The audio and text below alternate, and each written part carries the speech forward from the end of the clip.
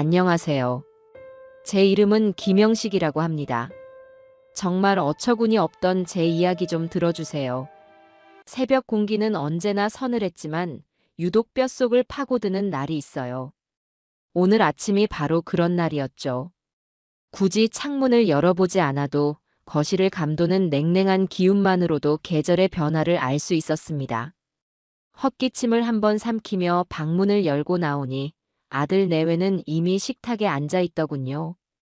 그들이 먹는 아침과 제가 먹는 아침은 달랐어요.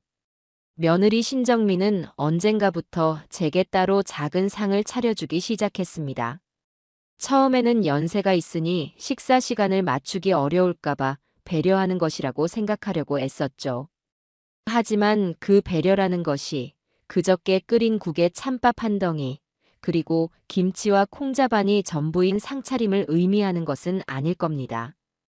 그들의 식탁 위에는 갓 구운 토스트와 버터 냄새가 고소하게 피어오르고 있었어요. 김이 모락모락 나는 수프 그릇도 보였고요. 아들 김태우는 신문에서 눈을 떼지 않은 채 무심하게 포크를 놀리고 있었죠. 나와는 눈도 마주치지 않았습니다. 마치 이 공간에 저와 아들 내외 세 사람이 아닌 딱 두 사람만 존재하는 것처럼 행동하는 것이 하루 이틀 일은 아니었어요. 그래도 괜찮았습니다. 아니, 괜찮다고 스스로를 타이르는 법을 지난 몇 년간 익혀왔어요. 원래 이 집은 제 땀과 눈물이 밴 집입니다. 젊은 시절 새벽 인력 시장부터 밤늦은 공사장까지 안 해본 일이 없었죠. 그렇게 억척같이 돈을 모아 마련한 보금자리였어요. 아들 녀석 장가 보낼 때 요즘 젊은 사람들 전세 구하기도 힘들다는 소리에 큰맘 먹고 제 명의로 된 이 집을 내주었습니다. 손주 녀석 재롱이라도 보면서 남은 생을 보내면 더 바랄 것이 없겠다는 소박한 꿈이 있었죠. 처음 몇 년은 정말 좋았어요. 며느리도 깍듯했고 아들 녀석도 퇴근길에 제 방에 들러 어깨를 주무르곤 했습니다. 작고 따뜻한 손으로 제 수염을 잡아당기던 손주 녀석의 웃음소리가 아직도 귀에 서네요.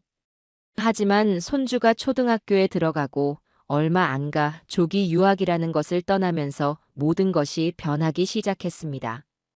1년에 한두 번 얼굴 보기도 힘들어졌고 화상통화 너머로 보이는 손주의 얼굴은 날이 갈수록 낯설어졌죠.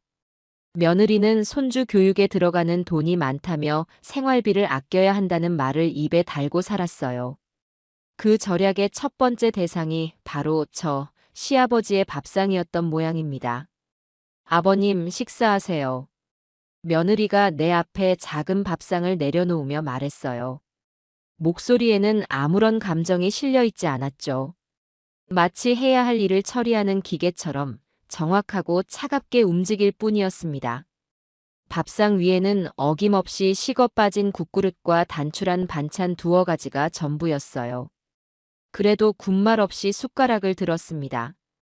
여기서 불평 한마디라도 하면 집안 분위기가 얼마나 싸늘해지는지 저는 이미 잘 알고 있었으니까요. 오늘 백화점 VIP 세일 마지막 날이라는데 당신 시간 괜찮아? 아들의 물음에 며느리가 화사하게 웃으며 대답했어요. 그 웃음은 단 한 번도 나를 향한 적이 없는 종류의 것이었죠. 그럼 당연히 비워놨지. 지난번에 봐둔 코트 꼭 사야 해. 내 친구 순영이는 남편이 미리 사줬다고 얼마나 자랑하는지 몰라. 알았어. 카드 긁고 나한테 문자나 보내. 두 사람의 대화는 언제나 명품, 여행, 돈에 관한 이야기로 가득했습니다. 나는 그들의 세상에 속하지 않은 이방인이었고 그저 그들이 사는 공간의 한 구석을 차지한 채 소리 없이 밥을 넘기는 낡은 가구 같은 존재였어요. 밥알을 씹는데 모래를 씹는 것처럼 서걱거렸습니다. 그래도 꾸역꾸역 넘겼어요. 기력이 있어야 이 냉랭한 집에서 하루라도 더 버틸 수 있을 테니까요. 그때였습니다. 목이 칼칼해지면서 참았던 기침이 터져나왔어요. 쿨럭쿨럭. 마른 기침 소리가 아침의 정적을 날카롭게 갈랐습니다. 순간 며느리의 얼굴이 싸늘하게 굳어지는 것을 똑똑히 봤어요. 마치 아주 더럽고 끔찍한 것을 본 듯한 표정이었죠.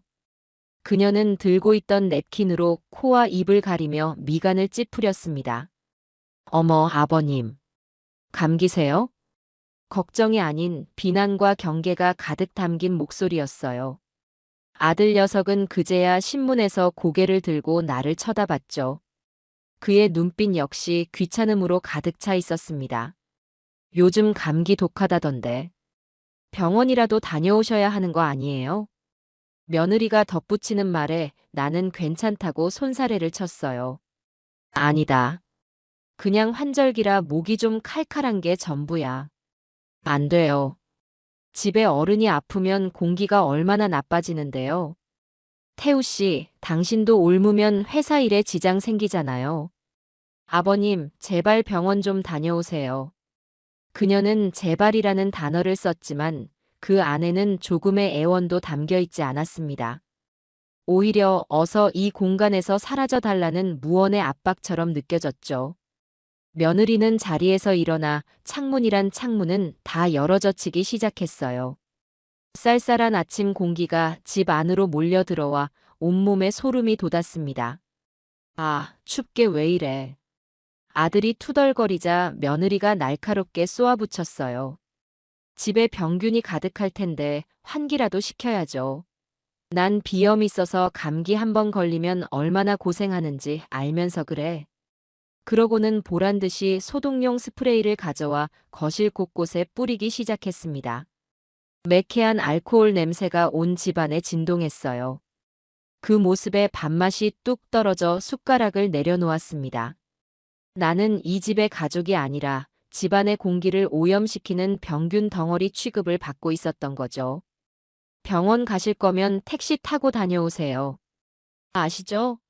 전철이나 버스 타셨다가 다른 균까지 옮아오시면 정말 곤란해요. 며느리의 말은 비수처럼 날아와 가슴에 박혔습니다. 아들은 그저 못 들은 척 다시 신문으로 얼굴을 파묻을 뿐이었어요. 그 순간 깨달았습니다. 저 녀석은 더 이상 내 아들이 아니라는 것을요. 그는 이제 저 여자의 남편일 뿐이었죠. 나는 조용히 자리에서 일어나 내 방으로 들어왔습니다. 등 뒤로 소독 스프레이를 뿌리는 칙, 칙 소리가 들려왔습니다. 저녁이 되자 기침은 더 심해졌어요. 몸에 오한까지 들기 시작했죠. 따뜻한 물이라도 한 잔 마실까 싶어 방문을 열고 나가려는데 거실에서 며느리의 신경질적인 목소리가 들려왔습니다. 정말 못 살겠어. 온종일 기침 소리 때문에 머리가 다 아프네. 저러다 폐렴이라도 되면 우리가 병원 수발까지 다 들어야 하는 거 아니야?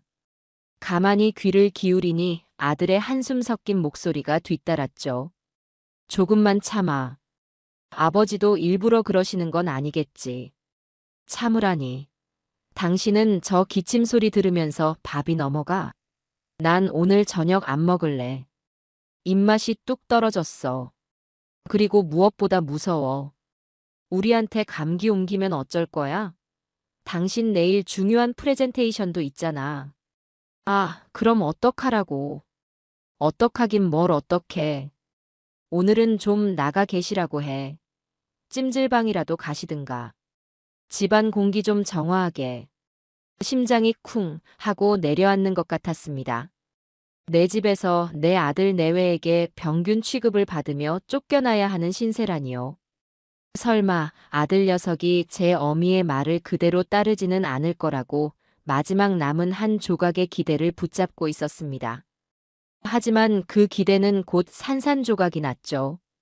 얼마 지나지 않아 방문을 두드리는 소리가 들렸고 아들이 머리를 긁적이며 들어왔습니다. 그 녀석은 차마 내 눈을 마주치지 못하고 헛기침만 해댔어요. 아버지, 저 드릴 말씀이 있는데요. 그게 정미가 좀 예민하잖아요. 아버지 기침 소리 때문에 오늘 하루 종일 힘들어해서요.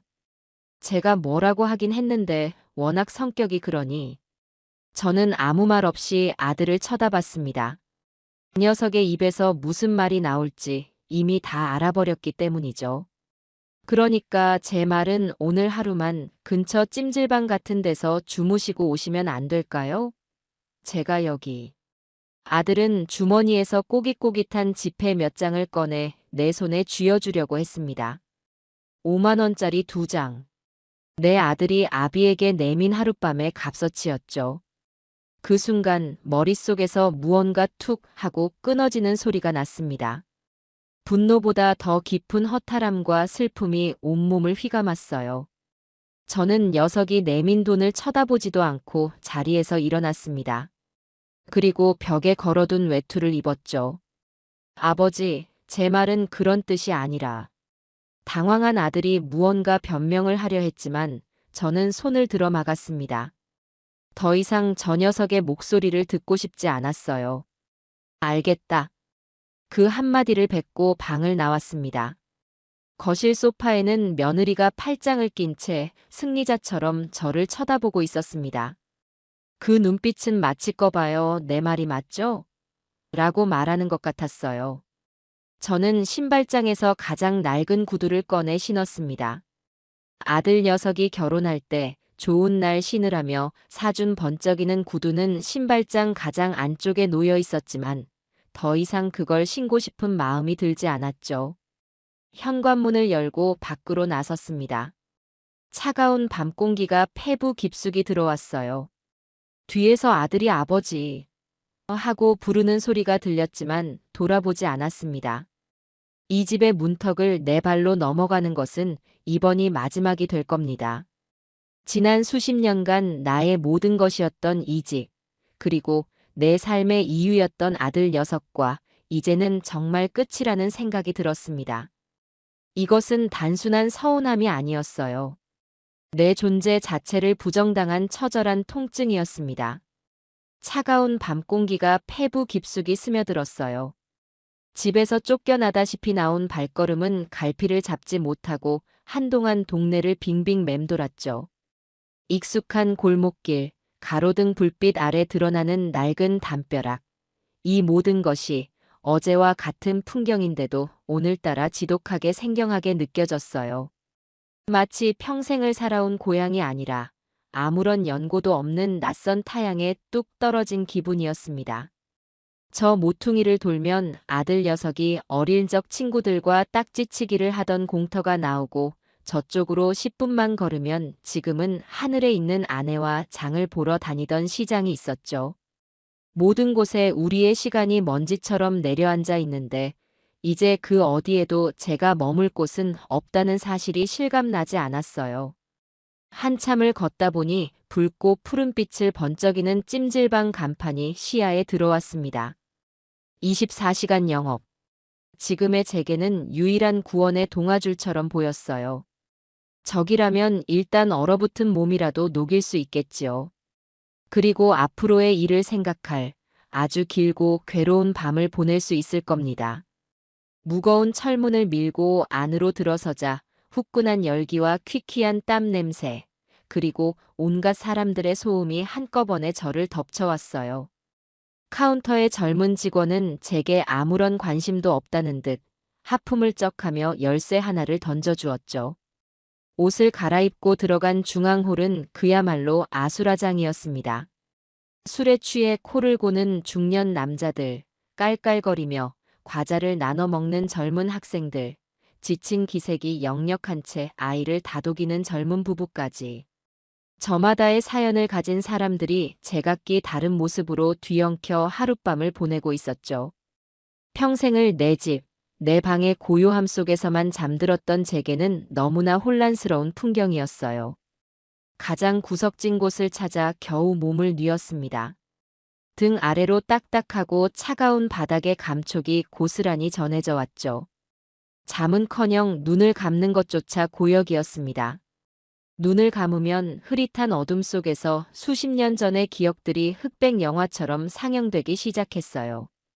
29, 30 즈음의 젊은 제가 보였죠. 지금은 곁에 없는 아내와 함께 낡은 부동산 중개사무소의 의자에 나란히 앉아 있었습니다. 돋보기를 코끝에 걸친 중개사 노인이 저희 부부 앞에 집문서와 도장을 내밀었죠. 그때 우리의 손이 얼마나 떨렸는지 몰라요. 평생 모은 돈에 은행에서 빌린 큰 빚까지 더해 겨우 마련한 첫 집이었거든요. 여보, 이제 우리도 진짜 우리 집이 생긴 거예요. 여기서 우리 태우 남부럽지 않게 잘 키워요. 아내는 눈물을 글썽이며 제 손을 꼭 잡았어요. 그날 우리는 집으로 돌아와 밤새 불을 켜놓고 집 문서를 들여다보고 또 들여다봤습니다. 종이 한 장에 불과했지만 그것은 우리의 청춘과 맞바꾼 성실함의 증표이자 앞으로 펼쳐질 행복한 미래를 약속하는 증서처럼 느껴졌죠. 그 집에서 아들 태우가 태어났고 자랐어요.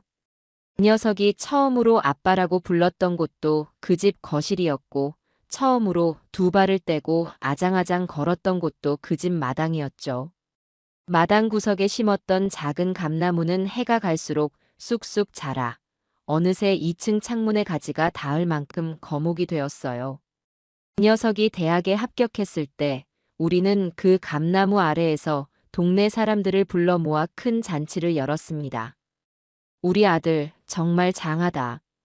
저는 목이 터져라 아들의 이름을 외쳤고 아내는 연신 눈물을 훔치며 웃고 있었죠. 그 모든 기쁨과 슬픔의 순간들을 그 집은 말없이 지켜봐 주었습니다. 그러다 태우가 결혼을 하고 손주가 태어났죠. 아내는 손주를 품에 안아보고는 소원이라도 이룬 듯 행복해했어요. 여보, 우리 이제 태우네랑 같이 사는 게 어때요? 이 집도 넓은데 우리가 작은 방 쓰고 안방은 아들 내외 쓰라고 하죠. 매일 우리 강아지 얼굴 보고 살면 얼마나 좋을까. 그게 아내의 마지막 소원이었습니다. 아내가 병으로 세상을 떠나고 저는 아내의 유언대로 아들 내외를 이 집으로 불러들였어요. 처음에는 정말 좋았죠. 며느리는 싹싹했고 아들 녀석은 퇴근길에 제 방에 들러 시시콜콜한 회사 이야기를 늘어놓곤 했습니다. 갓난쟁이 손주의 분유 냄새가 온 집안에 가득했고 그 아이의 웃음소리가 제 삶의 유일한 낙이었습니다. 하지만 모든 것은 너무나도 쉽게 변해버렸어요. 손주가 유학을 떠나고 집안의 웃음소리가 사라진 자리를 채운 것은 며느리의 짜증과 아들의 침묵이었죠. 저는 어느새 그들의 삶에 끼어든 불청객, 눈칫밥이나 축내는 늙은이가 되어 있었습니다. 그렇게 지난 몇 년의 기억들을 되짚다 보니 분노와 슬픔을 넘어선 지독한 허무함이 밀려왔어요. 제가 무엇을 위해 평생을 바쳐 이룬 것들일까요? 결국 내 자식에게조차 평균 취급을 받으며 쫓겨나기 위해서였을까요? 이 모든 불행의 시작은 너무나도 쉽게 모든 것을 내어준 제 어리석음 때문이라는 결론에 다다랐습니다.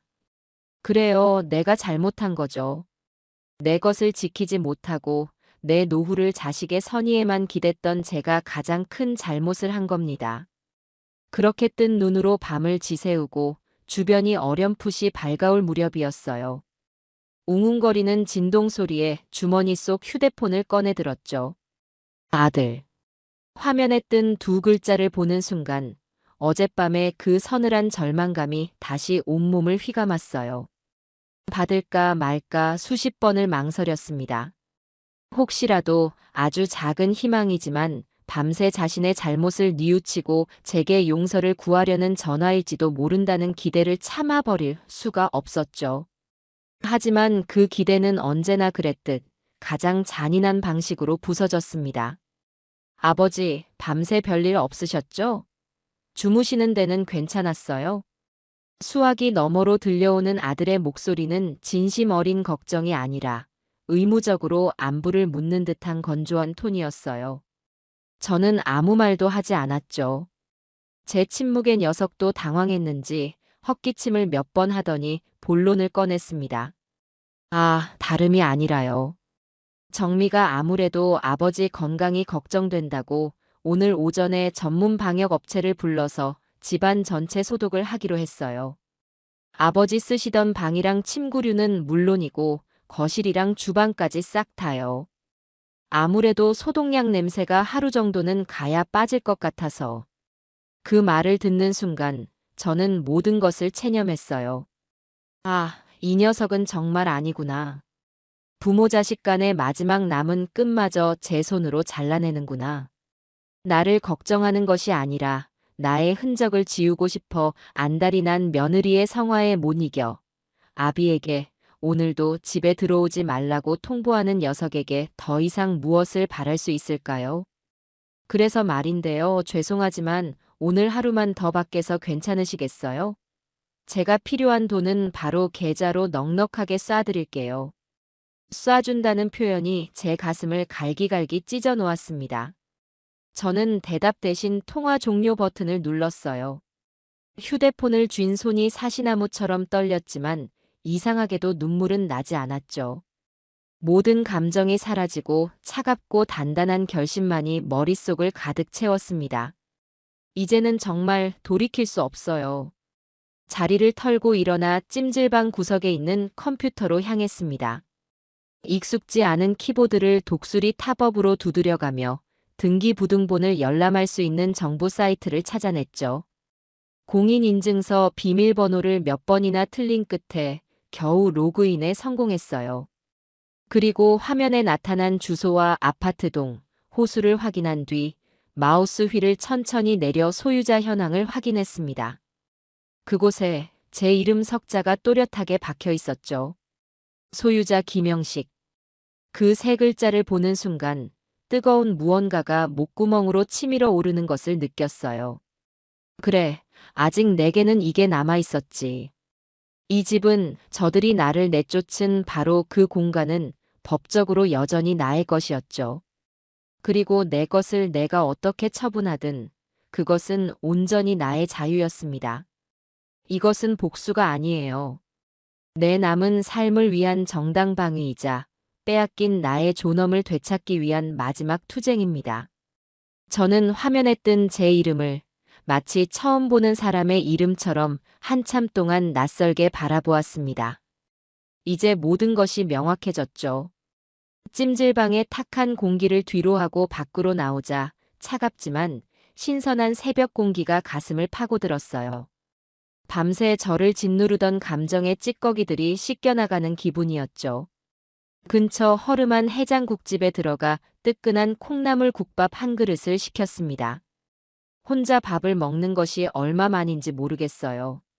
늘 아들 내외의 눈치를 보며 혹은 그들이 남긴 반찬을 꾸역꾸역 넘기며 급하게 식사를 끝내곤 했으니까요. 오늘은 그럴 필요가 없었죠. 천천히, 아주 천천히 국밥 한 그릇을 전부 비웠습니다. 속이 따뜻해지니 비로소 정신이 제대로 돌아오는 것 같았어요. 든든하게 배를 채우고 나온 저는 동네에서 가장 번화한 사거리로 향했습니다. 그곳에는 대형 프랜차이즈 부동산 중개사무소가 위풍당당하게 자리를 잡고 있었죠. 통유리 너머로 보이는 사무실 안은 이른 아침부터 분주해 보였어요. 저는 잠시 밖에서 심호흡을 했습니다. 지금부터는 더 이상 어수룩하고 힘없는 늙은이로 보여서는 안 돼요. 내 재산을 당당하게 처분하러 온 집주인으로서 그에 걸맞은 태도를 보여야 했죠. 자동문이 열리고 안으로 들어서자 깔끔한 정장을 차려입은 젊은 직원이 깍듯하게 인사를 했어요. 그의 안내를 받아 상담석에 앉았습니다. 잠시 후 점장으로 보이는 중년 남자가 명함을 내밀며 제 앞에 앉았죠. 어르신, 어떤 일로 오셨는지요? 찾으시는 매물이라도 있으십니까? 그의 말투는 정중했지만 그의 눈빛은 저를 위아래로 훑으며 빠르게 값을 매기고 있다는 것을 알 수 있었어요. 아마 허름한 제 행색을 보고 작은 원룸 월세나 알아보러 온 노인네쯤으로 생각했겠죠. 저는 품 안에서 어제 출력해둔 등기부등본을 꺼내 테이블 위에 올려놓았습니다. 이 집을 팔려고 하오. 제 말에 점장은 무심코 서류를 집어들었죠. 그리고 주소를 확인하는 순간 그의 표정이 미세하게 굳어지는 것을 놓치지 않았습니다. 그는 서류와 제 얼굴을 몇 번이나 번갈아 쳐다보았어요. 믿기지 않는다는 표정이었죠. 우리 동네에서 가장 비싼 로열층 아파트였으니까요. 어르신께서 이 집의 소유주, 김영식 선생님 본인이 맞으십니까? 내 이름 석자도 못 읽는 거요? 제가 퉁명스럽게 쏘아붙이자 점장은 그제야 정신을 차린 듯 자세를 고쳐 앉았습니다. 그의 태도는 순식간에 공손함을 넘어 비굴함에 가까워졌어요. 아이고 회장님. 제가 큰 실수를 할 뻔했습니다. 정말 죄송합니다. 귀한 분께서 직접 이렇게 누추한 곳까지 찾아주실 줄은 몰랐습니다. 그는 직원을 시켜 가장 좋은 원두커피를 가져오게 하고는 제 앞에 바짝 다가앉아 목소리를 낮췄습니다. 그런데 회장님, 이렇게 귀한 매물을 어찌하여 처분하시려고 하시는지요? 혹시 자금 사정이? 그런 거 아니오. 내 인생 더 늦기 전에 좀 즐기다 가고 싶어서 그러오. 자식들한테는 비밀로 하고 이 집 정리한 돈으로 세계 일주라도 떠나볼까 생각 중이오. 아마존 정글도 가보고 아프리카 세렝게티 초원도 보고. 그래서 말인데 이 일을 아주 조용하고 신속하게 처리해 줄 수 있겠소? 미리 준비해둔 이야기가 꽤 그럴듯하게 들렸던 모양이에요. 점장은 감탄과 부러움이 뒤섞인 표정으로 연신 고개를 끄덕였습니다. 과연 회장님은 스케일이 다르십니다. 걱정 마십시오. 저만 믿으시면 됩니다. 이 동네 부동산 시장은 제가 꽉 잡고 있으니 가장 좋은 조건으로 가장 빠르게 처리해 드리겠습니다. 자제분들께서 눈치채실 일 없도록 제가 밤낮으로 뛰겠습니다. 저는 그와 부동산 전속 중개 계약서에 서명을 했어요. 그리고 가장 중요한 조건을 덧붙였죠. 집을 보러 올 사람은 이번 주 주말, 토요일 오후 시간으로 약속을 잡아주시오. 딱 그때가 좋을 것 같구려. 아들 내외가 며느리 친구 커플과 글램핑을 간다며 들떠있던 바로 그 주말이었어요. 모든 것은 제 계획대로 움직이기 시작했죠. 부동산을 나온 저는 곧장 은행으로 향했습니다. 수십 년을 거래해온 곳이라 직원들 얼굴도 낯이 익었지만 오늘만큼은 그 누구에게도 아는 척을 하고 싶지 않았죠. 번호표를 뽑고 창구 앞에 앉아 아내와 함께 만들었던 부부 공동 명의의 비상금 통장을 내밀었어요. 이제는 제 이름만 남은 통장이었죠. 이 통장 해지하고 전액 현금으로 인출해 주시오. 창구 직원은 금액을 확인하고는 깜짝 놀라며 되물었어요. 고객님, 금액이 상당히 큰데 현금으로 전부 다요? 혹시 보이스피싱 같은 거 당하신 건 아닌지요? 은행원의 당연한 의심에 저는 쓴웃음을 지으며 대답했죠. 내 돈 내가 찾겠다는데 그것도 신고해야 하는 세상이요? 그냥 해달라는 대로 해줘요. 제 단호한 태도에 직원은 더 이상 묻지 않고 한참 동안 기계를 돌려 두툼한 돈 봉투 5개를 만들어 내왔습니다. 묵직한 현금 뭉치를 가방 가장 깊숙한 곳에 넣고 은행을 나서는 순간 저는 비로소 완전한 자유를 느꼈어요. 이 돈은 지난 세월 저와 제 아내가 아끼고 아껴가며 모은 피와 땀의 결정체였죠. 이제 이 돈은 더 이상 자식을 위해 쓰이지 않을 겁니다. 오롯이 나 김영식의 남은 인생을 위해 쓰일 거예요. 우선 이 돈으로 며칠간 몸을 숨길 깨끗한 숙소를 구하고 앞으로의 계획을 차분히 세워야 했죠. 발걸음이 가벼웠어요. 내일의 태양은 어제와는 분명 다른 모습으로 떠오를 거라는 확신이 들었기 때문입니다. 급하게 처분하는 집이라고는 해도 사고 파는 과정에는 생각보다 복잡한 서류와 절차가 필요하더군요. 특히 세금 문제가 가장 큰 골칫거리였어요. 인터넷을 뒤져봐도 온통 어려운 말뿐이라 도무지 이해할 수가 없었죠. 부동산 점장은 법무사 사무실에 한번 가보는 게 좋을 거라고 했어요. 구청 근처에 가면 그런 사무실들이 쭉 늘어서 있다는 말과 함께요. 저는 다음 날 아침 일찍 버스를 타고 구청으로 향했습니다. 구청 주변은 온통 법무사, 세무사, 행정사 같은 간판들로 가득했어요. 어디로 들어가야 할지 몰라 한참을 망설였습니다. 너무 크고 번쩍이는 곳은 왠지 바가지를 쓸 것 같았고 너무 작은 곳은 실력이 없을 것 같았죠. 한참을 골목 안을 서성이다가 2층에 자리한 자그마한 법무사 사무실 간판 하나가 눈에 띄었어요. 왠지 모르게 저곳이라면 내 이야기를 잘 들어줄 것 같다는 이끌림이 있었죠. 삐걱거리는 계단을 올라 문을 열고 들어서니 사무실은 낡았지만 잘 정돈된 느낌을 주었어요. 서류 뭉치가 산더미처럼 쌓여 있었지만 그 나름의 질서가 잡혀 있었죠. 나이 지긋한 법무사 한 명이 두꺼운 법전을 들여다보고 있었고 그의 맞은편 책상에서 한 젊은 여직원이 컴퓨터 자판을 열심히 두드리고 있었습니다.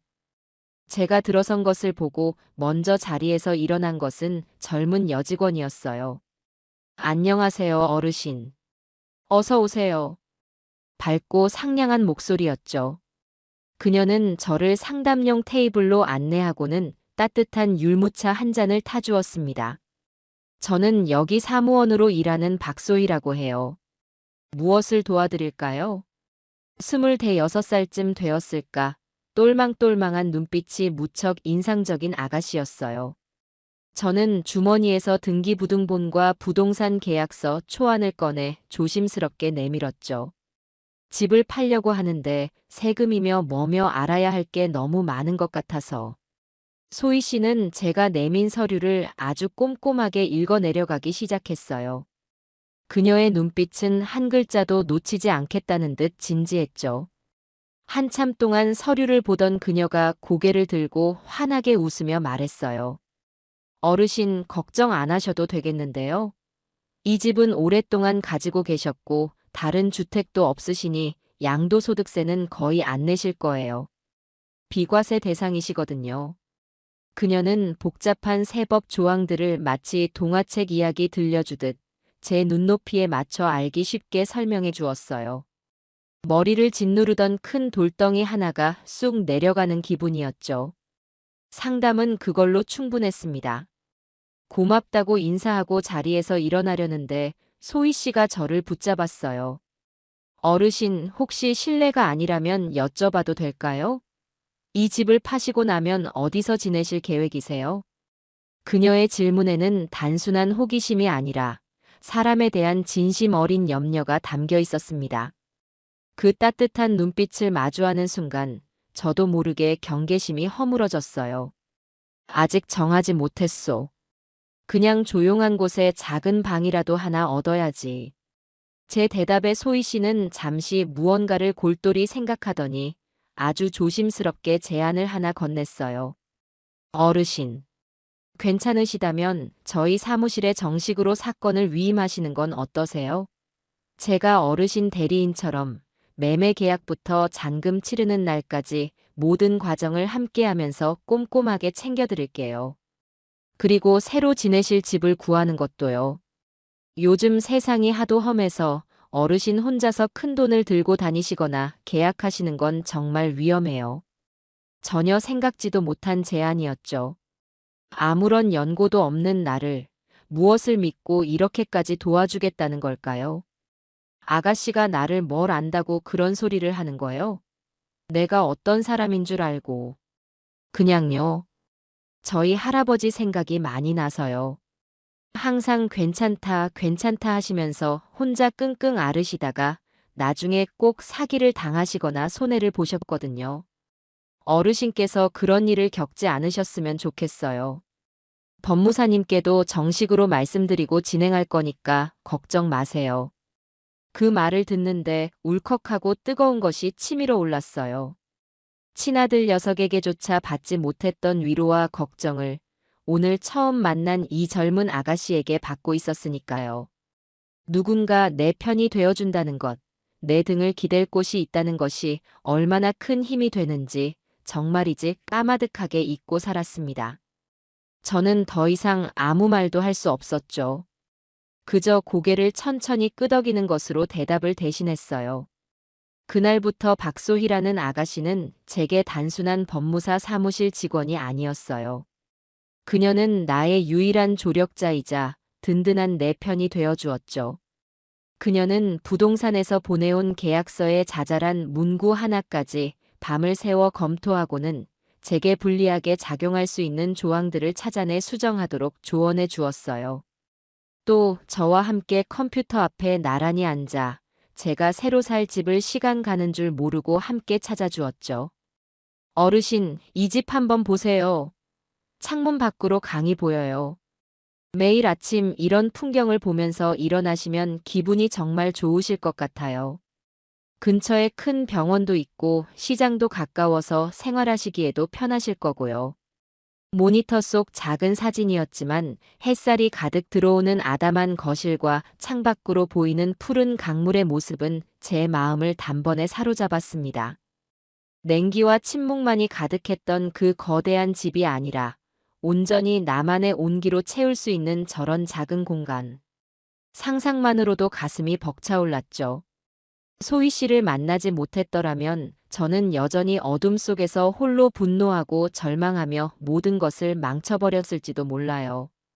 그녀는 제 잿빛 같던 남은 인생에 다시 한번 살아볼 만한 가치가 있다고 알려준 고마운 인연이었죠.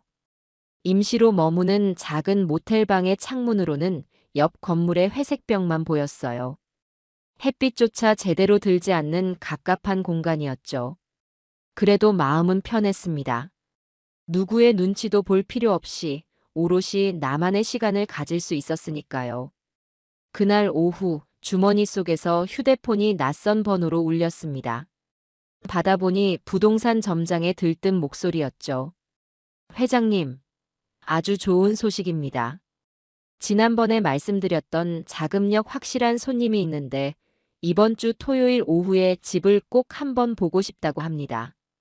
시간이 괜찮으시겠습니까? 심장이 쿵 하고 내려앉았어요. 모든 것이 제가 예상했던 대로, 아니 그보다 더 완벽하게 맞아떨어지고 있었죠. 며느리가 친구들과 글램핑을 떠나기로 한 바로 그날, 그 시간이었습니다. 저는 최대한 감정을 숨기고 태연한 목소리로 대답했어요. 마침 그날은 내가 시간이 괜찮을 것 같구려. 약속을 잡도록 하시오. 집 비밀번호는 내가 문자로 보내주겠네.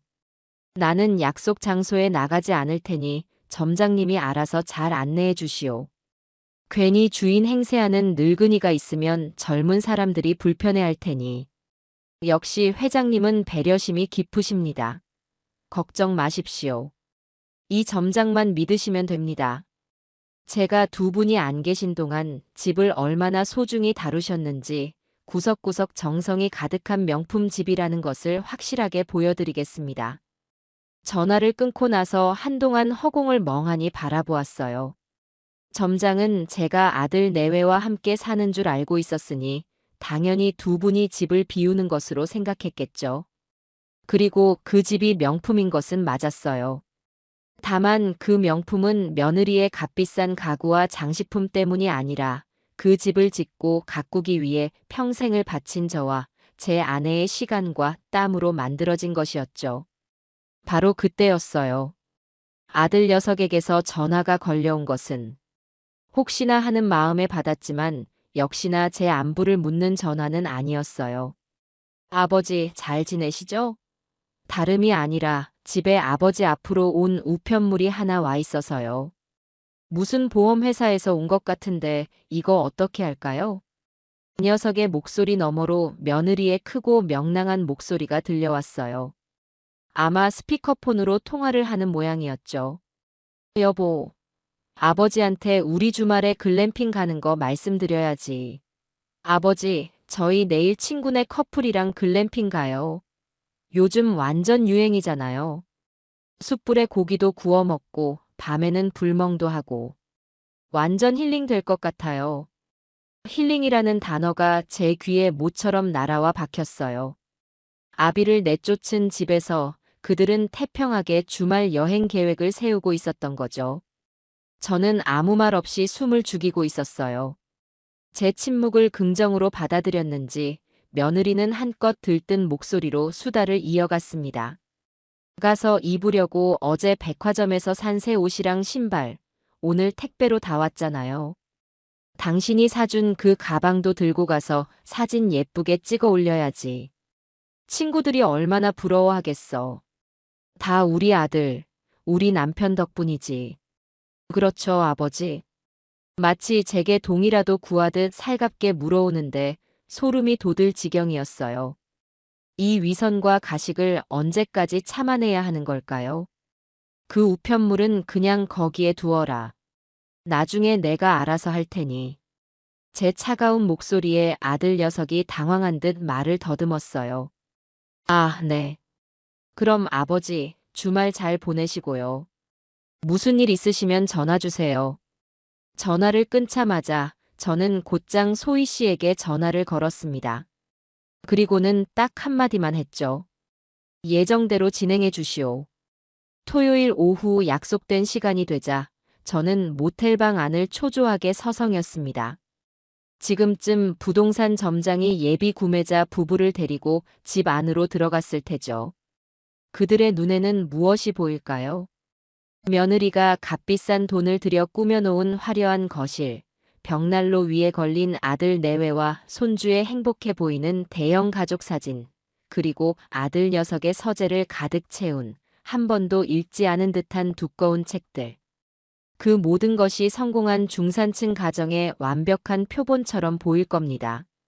그 집의 진짜 주인이었던 늙은이가 그 화려함 뒤에 가려져 어떤 취급을 받으며 살았는지는 아무도 모르겠죠. 1시간쯤 지났을까 부동산 점장에게서 전화가 왔습니다. 그의 목소리는 흥분으로 떨리고 있었어요.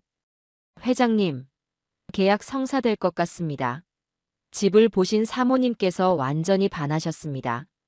이렇게 관리가 잘 된 집은 처음 본다면서요. 특히 주방이랑 정원을 보시고는 입을 다물지 못하십니다.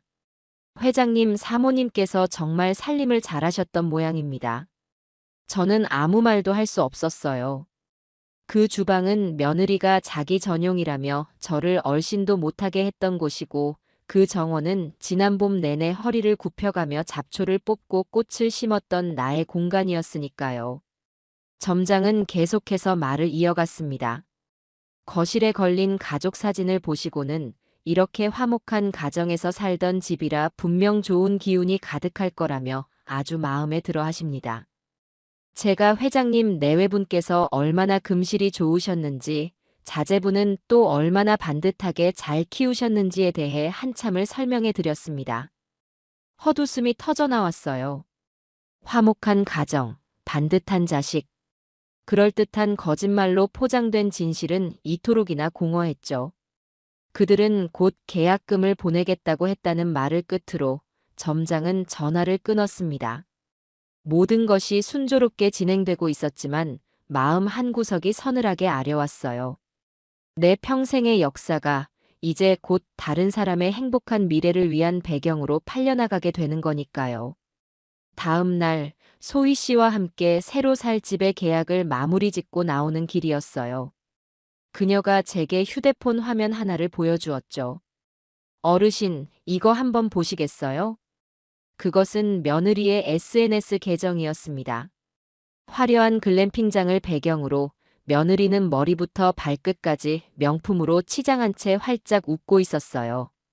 아들 녀석이 사줬다던 바로 그 가방을 앞으로 쭉 내민 포즈였죠. 그리고 그 아래에는 이런 글이 적혀 있었습니다.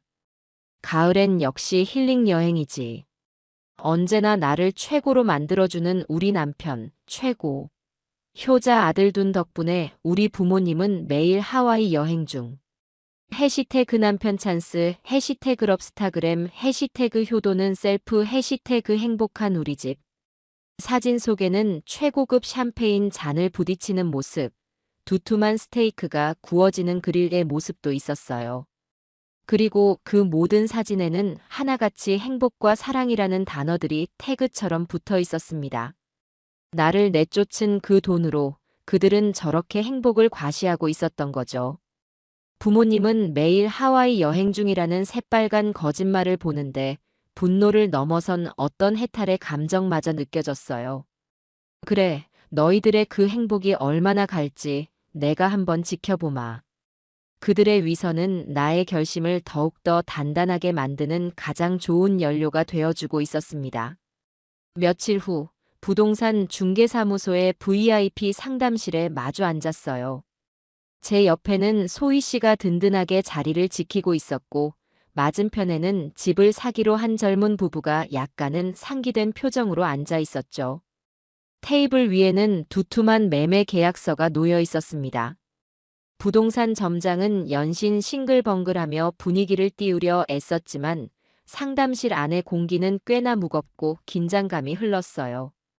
자, 그럼 계약서 내용을 한번 확인해 보실까요? 제가 어제 보내드린 최종안에서 수정된 부분은 없습니다. 점장의 말에 젊은 부부는 고개를 끄덕이며 계약서를 훑어보기 시작했어요. 하지만 저는 계약서에 눈길을 주지 않았죠. 대신 소희 씨를 바라보았습니다. 그녀는 어젯밤 늦게까지 저와 함께 이 계약서의 모든 조항을 단어 하나하나 뜯어보며 검토했어요. 제게 불리하게 작용할 수 있는 독소 조항은 없는지, 잔금 지급일이나 이사 날짜의 문제는 없는지, 그 작은 체구 어디에 그런 꼼꼼함이 숨어 있는지 놀라울 정도였죠. 특약사항 5조 현 시설물 상태 하의 계약임이라는 문구에 대해 다시 한번 확인하고 싶습니다. 침묵을 깬 것은 소희 씨였어요. 그녀의 또랑또랑한 목소리가 상담실에 울렸습니다. 현재 거주 중인 임차인, 그러니까 저희 어르신의 자제분 내외가 이사하면서 시설물을 고의로 훼손할 경우에 대한 책임 소재를 명확히 할 필요가 있습니다. 물론 그럴 분들은 아니라고 믿지만 계약은 언제나 최악의 상황을 가정해야 하니까요. 그녀의 예리한 지적에 부동산 점장과 젊은 부부의 얼굴에 잠시 당황한 기색이 스쳤어요. 점장은 이내 프로다운 미소를 지으며 대답했죠. 아, 물론입니다. 그럼 여기에 단 매도인의 책임 없는 사유로 인한 시설물 훼손 시에는 매도인이 이를 원상복구하거나 그에 상응하는 비용을 배상한다는 문구를 추가하는 것으로 할까요? 소희 씨는 고개를 끄덕이고는 그 자리에서 직접 펜을 들어 문구를 수정했습니다. 그 모습을 보는데 만약 오늘 이 자리에 저 혼자 왔더라면 어땠을까 하는 아찔한 생각이 들었어요. 아마 점장이 하자는 대로 멋모르고 도장부터 찍었겠죠. 내 편이 있다는 것이 이렇게나 중요하고 힘이 되는 일이라는 것을 새삼 깨달았어요. 모든 조항을 확인하고 드디어 도장을 찍을 시간이 되었습니다. 저는 품 안에서 수십 년간 사용해 온 낡은 목도장을 꺼내 들었죠. 이 도장으로 아들 녀석의 출생신고서에도 도장을 찍었고 아내와 함께 처음으로 집을 살 때도 이 도장을 사용했어요. 내 인생의 중요한 순간들마다 함께했던 도장이었죠. 이제 그 도장으로 내 인생의 가장 큰 부분을 정리하는 마지막 마침표를 찍으려 합니다. 꾹 하고 힘을 주어 도장을 찍자 하얀 종이 위에 선명한 붉은 인주가 새겨졌어요. 그 순간 모든 것이 끝났다는 안도감과 함께 내 손으로 내 역사를 지워버린 것만 같은 서글픔이 동시에 밀려왔습니다. 계약금을 제 통장으로 바로 입금받은 후 우리는 곧장 다른 부동산으로 향했어요. 소희 씨와 함께 봐두었던 강이 보이는 그 작은 아파트의 계약을 하기 위해서였죠. 그곳의 분위기는 이전 사무실과는 완전히 달랐습니다. 나이 지긋한 집주인 할머니는 따뜻한 미소로 우리를 맞아주었고 우리는 매매 계약이 아닌 마치 오랜 이웃과 담소를 나누는 것처럼 편안하게 이야기를 나누었어요. 혼자 살기에는 이만한 집이 없어요. 아침에 해 뜨는 것도 보이고 저녁에 노을 지는 것도 보이고 강물 보고 있으면 시간 가는 줄 모른다니까.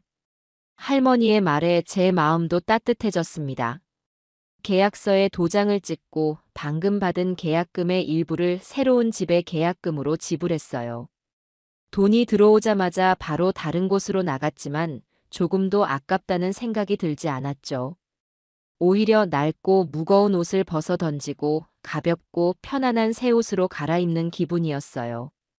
그리고 아들 내외가 글램핑에서 돌아오기 바로 전날, 저는 마지막 계획을 실행에 옮겼습니다.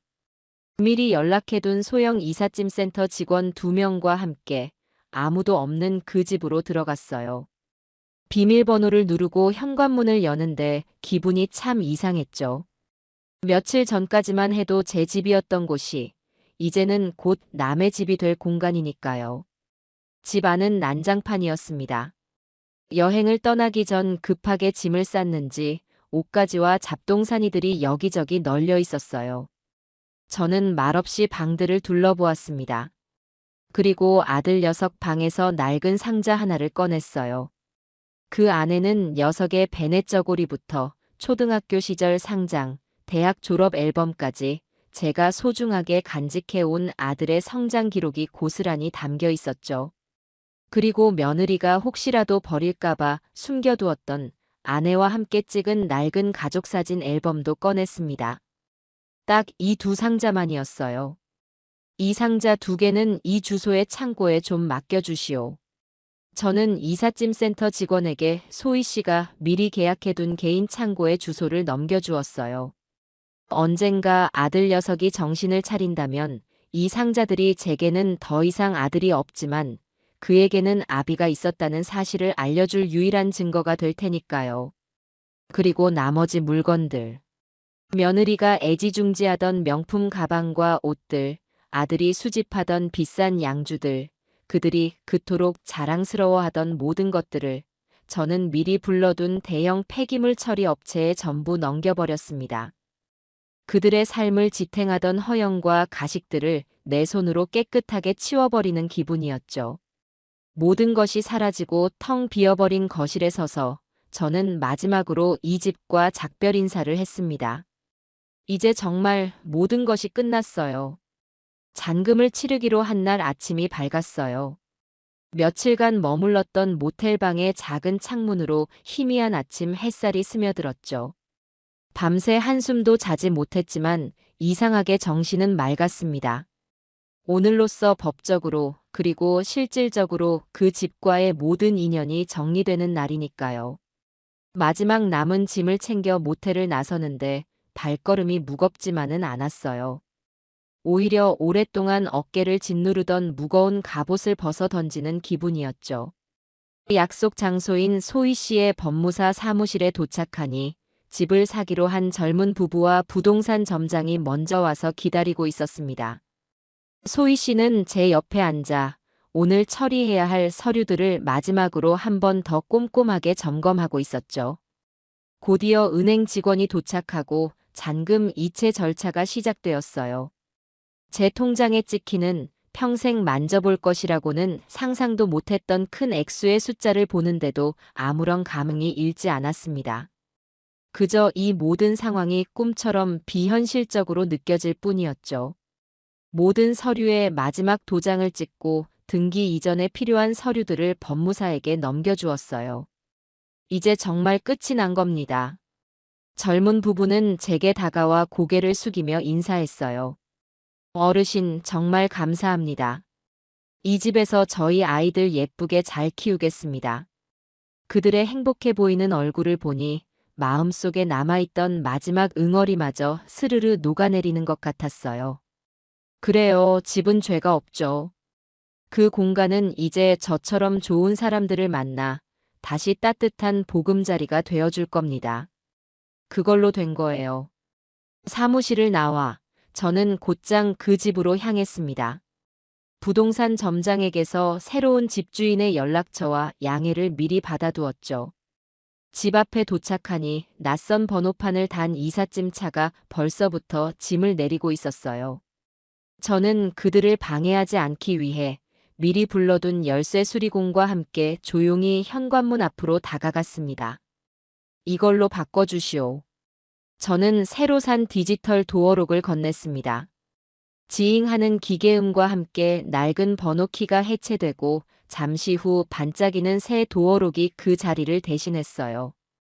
수리공은 제게 새로운 비밀번호를 설정하라고 했지만 저는 고개를 저었죠. 아니요. 그냥 초기 비밀번호 그대로 두시오. 이제 이 집은 내 집이 아니니. 모든 작업이 끝나고 수리공이 돌아간 뒤 저는 잠시 동안 굳게 닫힌 현관문 앞에 서 있었습니다.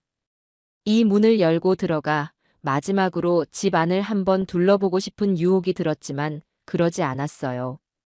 지난날의 추억은 추억으로 남겨둘 때 가장 아름다운 법이니까요.